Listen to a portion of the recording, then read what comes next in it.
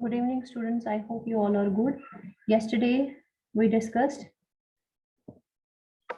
topics related to your second unit, that is types of entrepreneurs, right? Today, we have discussed women entrepreneurship. This is another topic mentioned in your unit second. As I said, this women entrepreneurship comes under other kinds of entrepreneurs, which we discussed in our yesterday's lecture. Today, we will discuss same thing here as well. As I said, on the basis of gender, we can differentiate or we can divide entrepreneurs into male entrepreneurs and women entrepreneurs. So basically, women entrepreneur is similar to the male entrepreneur in terms of initiating a business, undertaking the risk, facing the challenges, and providing the employment opportunities in general, right? So इसको आगे women लगाने से क्या होता है कि gender change हो जाता है, एंटरप्रेन्योर्स का जेंडर चेंज हो जाता है। बाकी जो भी प्रोसेस है जो एंटरप्रेन्योर्स करते हैं, मेल एंटरप्रेन्योर्स करते हैं या फीमेल एंटरप्रेन्योर्स करते हैं, जो एक एंटरप्रेन्योर करता है वही सारा सेम रहता है। कि वो क्या करता है, वो एक बिजनेस को एस्टैब्लिश करता है, उसके लिए जो भी सारे रिसोर्सेज हैं उनको कोलैब करता है, रिस्क भी उठाता है, साथ में चैलेंजेस को भी फेस करता है, किस लिए, ताकि वो अपना एक एंटरप्राइज खोल सके और उस एंटरप्राइज के अंदर वर्करों को एम्प्लॉयमेंट भी जनरेट करके देता है और फिर इस बिजनेस को प्रॉपरली चलाता भी है, सो दैट उसका जो ऑब्जेक्टिव है, मोटिव है, ठीक है, वो कंप्लीट हो जाए, उसको प्रॉफिट्स जनरेट हो जाए, वो किसी के अंदर काम ना करे, वो किसी का मोहताज ना रहे।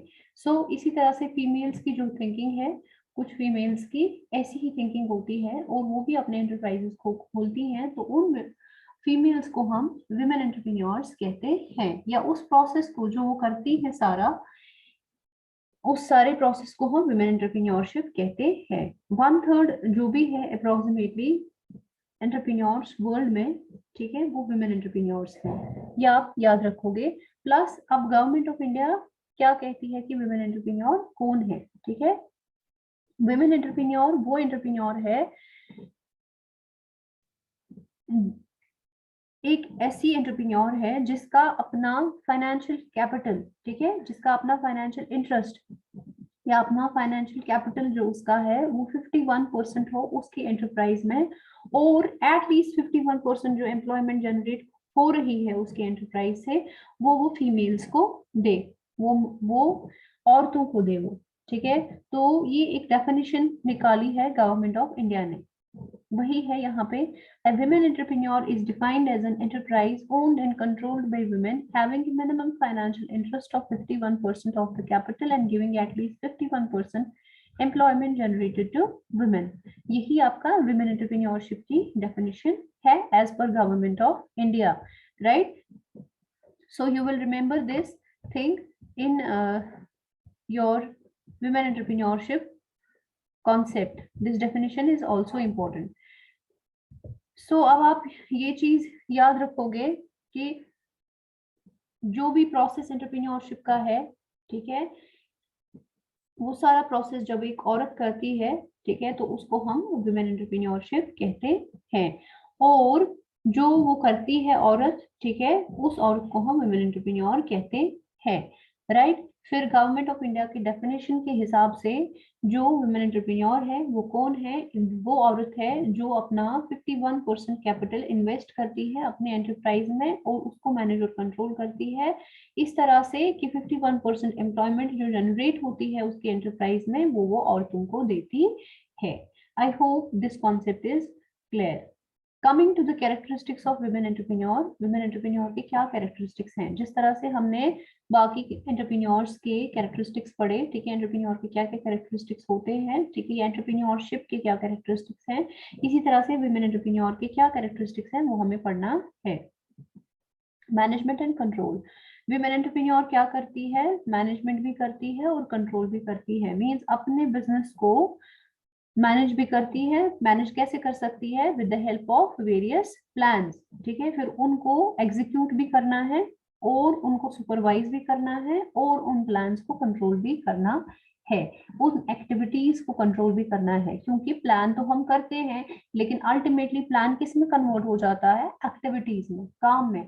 तो उन एक्टिविटीज को अल्टीमेटली हमें सुपरवाइज भी करना है, ठीक। तो सुपरवाइज करने के साथ साथ हमें देखना है कि कहीं पे डिविएशन तो नहीं है, कहीं पे कोई गलत तो नहीं हो रहा, तो उसको हम क्या करते हैं, उसको हम कंट्रोल भी करते हैं अपनी एंटरप्राइज को। तो सीधी सी बात है, जब एक औरत ये सारी चीजें करती है तो उसको हम वुमेन एंटरप्रेन्योर कहते हैं। तो और ये वुमेन एंटरप्रेन्योर क्या करती है, ये मैनेज और कंट्रोल भी करती है अपने बिजनेस को। Employment to women, second characteristic, ठीक है, आप रोल भी कह लो। एम्प्लॉयमेंट टू वुमेन का मतलब है कि आपकी वुमेन एंटरप्रेन्योर जो है वो 51% एम्प्लॉयमेंट दूसरी औरतों को देती है अपने एंटरप्राइज में, ठीक है। तो इससे बेनिफिट मिलता है बाकी औरतों को भी, राइट। बाकी औरतें जो हैं, जो काम करना चाहती हैं, तो उनको भी मौका मिलता है कि वो किसी एंटरप्राइज के अंदर काम कर सकें। So this is another characteristic of your woman entrepreneur. Risk taking again means risk is associated with the business. We all know it, right? तो definitely फीमेल एंटरप्रेन्योर हो या विमेन एंटरप्रेन्योर हो, तो उसके बिजनेस में भी रिस्क होगा ही होगा, है ना। तो इस फीमेल एंटरप्रेन्योर या विमेन एंटरप्रेन्योर को ये रिस्क भी उठानी पड़ेगी, है ना।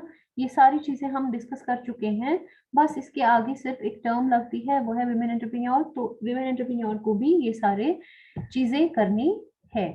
आई hope these 3 points are clear. Coming to the fourth one, that is a good organiser.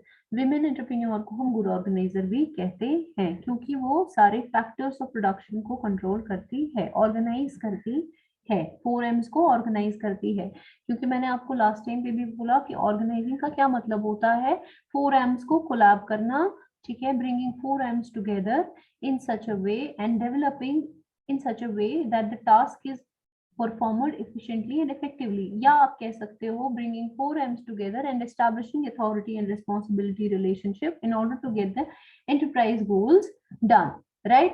तो विमेन एंटरप्रेन्योर भी यही फैक्टर्स ऑफ प्रोडक्शन आपके 4Ms को कोलैब करती है, उनको ऑर्गेनाइज करती है, ताकि उसकी एंटरप्राइज के जो गोल्स हैं वो अकम्प्लिश हो जाए।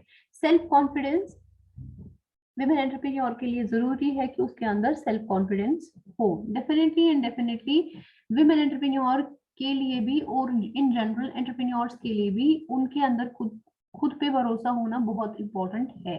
क्यों है इंपॉर्टेंट? क्योंकि जब तक उनको खुद पे भरोसा नहीं है, वो कोई और स्टेप नहीं ले सकते हैं। जब आपको कंफ्यूजन एंड क्योस रहता है तो आप बिजनेस नहीं कर सकते। Only confident people can do the business. Only confident people can run their enterprise very well. Then is your sixth point, that is your leadership. Leadership means आपका influencing power कितना है। तो एक women entrepreneur के लिए influencing power होना बहुत जरूरी है। वो कितना influence करती है अपने एम्प्लॉइज को, ठीक है, एक तो एंटरप्राइज के अंदर, ठीक है, एंटरप्राइज के अंदर वो कितना अपने एम्प्लॉइज को इन्फ्लुएंस करती है, प्लस मार्केट में उसका कितना इन्फ्लुएंस है, ठीक है। तो ये दोनों चीजें एक विमेन एंटरप्रेन्योर को भी देखनी है। उसका इन्फ्लुएंस, इसका ये मतलब नहीं है कि उसकी पर्सनालिटी का इन्फ्लुएंस, उसका ये मतलब है कि उसका जो प्रोडक्ट है मार्केट में वो कितना बिक रहा है। जैसे आपका बहुत सारे विमेन एंटरप्रेन्योर्स ऑलरेडी एग्जिस्ट करते हैं इंडिया में, राइट। ब्यूटी प्रोडक्ट्स जिन्होंने निकाले थे, अभी मुझे उनका नाम नहीं याद आ रहा है, एक सेकंड, आई रिमेम्बर, शायद शहनाज उनका नाम है, ठीक है। So she is one of the entrepreneurs. तो आई होप ऐसे ही बहुत सारी एंटरप्रेन्योर्स हैं, विमेन एंटरप्रेन्योर्स हैं, जिन्होंने अपना प्रोडक्ट खोला है और उनका अच्छा मार्केट चल रहा है, उनके प्रोडक्ट्स का बहुत अच्छा मार्केट है, उनके प्रोडक्ट्स बहुत ज्यादा बिकते हैं। तो I hope these characteristics are clear to you people. Coming to the problems faced by the entrepreneurs, this is basically problems faced by women entrepreneurs. In general हर एक इंसान को सबसे पहले प्रॉब्लम होती है शॉर्टेज ऑफ फाइनेंस की, ठीक है, उसके पास फाइनेंस की प्रॉब्लम होती ही होती है, ऑलवेज सफर, ठीक है। क्यों सफर करते हैं? क्योंकि बैंक लोन्स का प्रोसीजर जो होता है वो बहुत बड़ा होता है। प्लस एक तो बड़ा होता है, साथ में एक और चीज है कि आप कितना ट्रस्ट करते हो। अगर आप किसी और को अपने बिजनेस में लाओगे तो उस पर आपको ट्रस्ट होना चाहिए, राइट। ये चीज बहुत कॉम्प्लिकेशन क्रिएट करती है एक एंटरप्रेन्योर के लिए। अगर उसके पास अपना कैपिटल बिजनेस को स्टार्ट करने के लिए अगर उसके पास इनिशियल कैपिटल नहीं है, then this becomes problem. Shortage of finance तब जाकर प्रॉब्लम बनती है जब आपको प्रॉपर सोर्स से रिलेटेड या तो इंफॉर्मेशन नहीं है, या अगर इंफॉर्मेशन है भी तो प्रोसीजर बहुत कॉम्प्लिकेटेड है, और अगर प्रोसीजर कॉम्प्लिकेटेड है तो आप स्विच करते हो अपने फ्रेंड, रिलेटिव या किसी और पर्सन को कि आप उससे पैसे ले सकते हो, लेकिन वो डिपेंड करता है कि आपको कितना ट्रस्ट है उस बंदे पे। सो यहाँ से प्रॉब्लम्स ऑफ फाइनेंस रेज हो सकती हैं।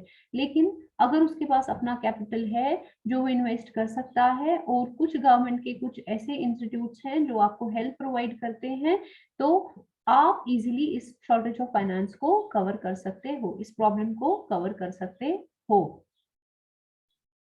Then is your marketing problems. Marketing problems सीधी सी बात है, मैंने आपको स्टार्टिंग से बोलती आ रही हूँ कि market is a very difficult thing to understand.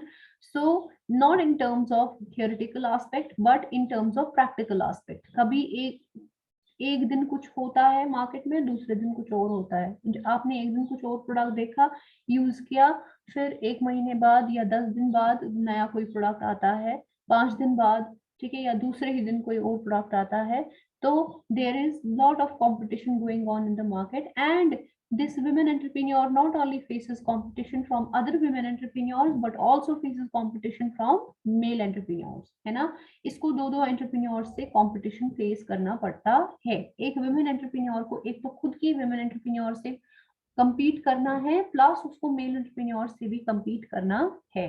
सो यहाँ पे मार्केटिंग प्रॉब्लम्स इंक्रीज हो जाती हैं, प्लस स्टिफ कंपटीशन हो जाता है। मार्केटिंग प्रॉब्लम्स क्या क्रिएट होती हैं कि आपको अपने प्रोडक्ट की मार्केटिंग कैसे करनी है, ठीक है, ये आपको डिसाइड करना है, एक वुमेन एंटरप्रेन्योर को डिसाइड करना है, क्योंकि ऑलरेडी उसके पास कॉम्पिटिटर्स दूसरे वुमेन एंटरप्रेन्योर्स हैं, प्लस एक और है आपका मेल एंटरप्रेन्योर, ठीक है। तो इन दोनों से आपको compete करना है, इन दोनों से आपको देखना है कि इनका मार्केट कितना है, और इन्होंने कौन सी चैनल इस्तेमाल की है, और मुझे कौन सी चैनल इस्तेमाल करनी है।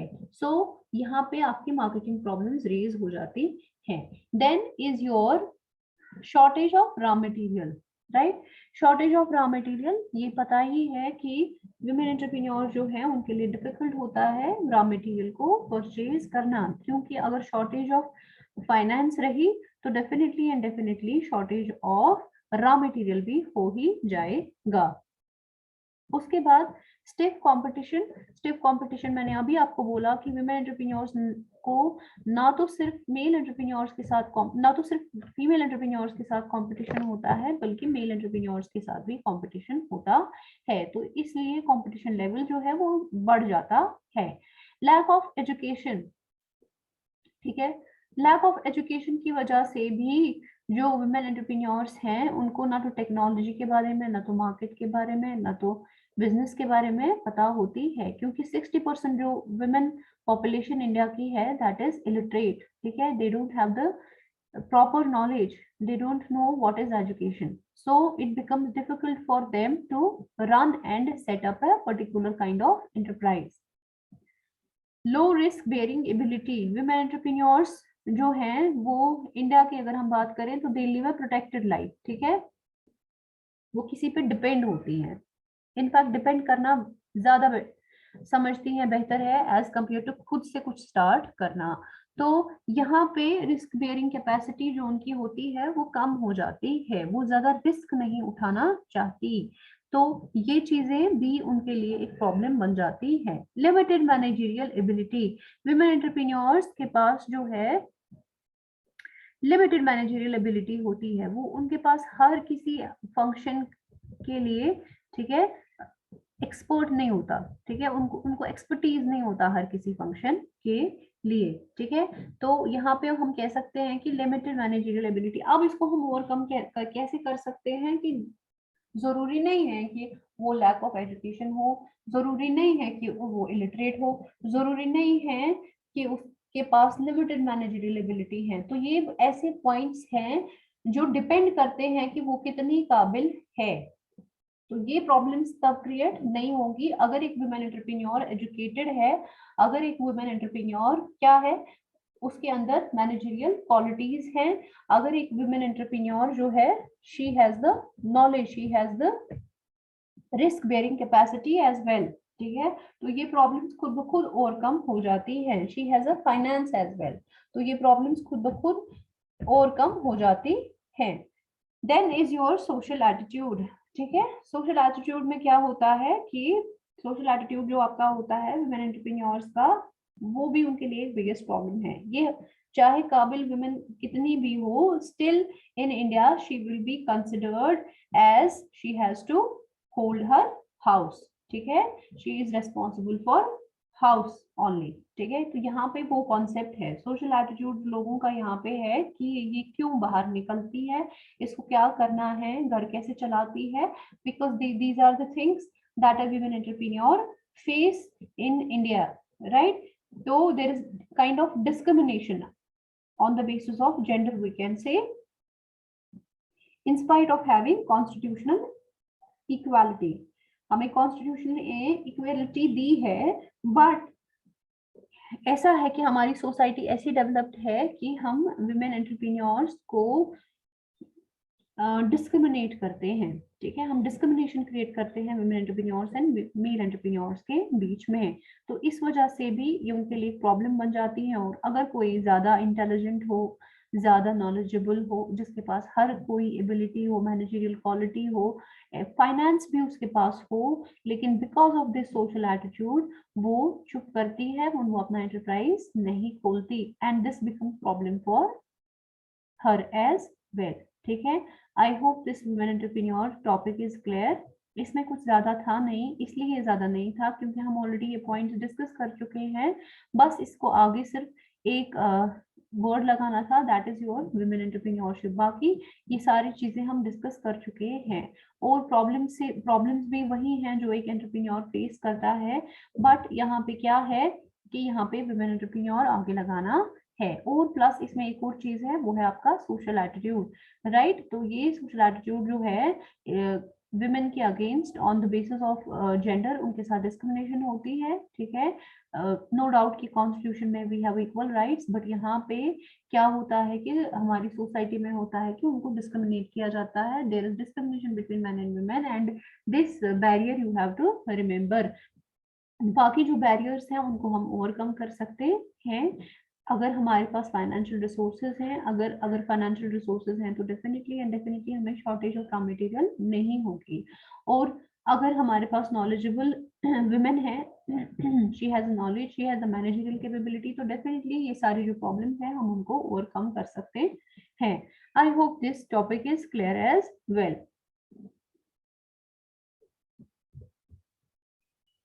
Thank you very much.